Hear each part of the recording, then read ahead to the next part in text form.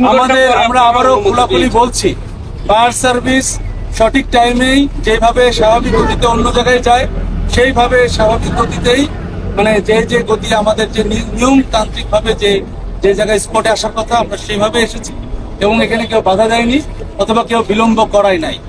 আপনারা মনে বুঝতে পেরেছেন না, অন্য কেউ বিলম্ব করাই নাই। আমি তো বলে ভিতরে যে যন্ত্রপাতি ছিল বলছেন ফায়ার এক্সটিংগুইশার গুলো ছিল, সেগুলো কি কাজ করেনি? তাহলে প্রাথমিকভাবে তো সেগুলো তদন্ত করে দেখতে হবে যে ভিতরে যেগুলো আপনার উদ্যোগগুলো সব বিষয়াদি ছিল এগুলো কাজ করেছে কিনা তদন্ত করে দেখতে হবে কাজ করেছে। ভবনটি কি এখন স্টেবল না ঝুঁকিপূর্ণ? আর আরেকটা বিষয় ক্লিয়ার করুন যে অগ্নিকাণ্ডের সূত্রপাত সম্পর্কে এখন পর্যন্ত কোনো কিছু জানতে পেরেছেন কিনা? সূত্রপাত কিভাবে হয়েছে এটা আমরা এখন দেখতেছি। আমাদের অলরেডি তদন্ত কমিটি গঠন হয়েছে। এটা আমাদের প্রাথমিক রিপোর্টে যে নির্বাপনের পরে সাধারণত হয় এবং তদন্ত কমিটিটাও তারপর পরই।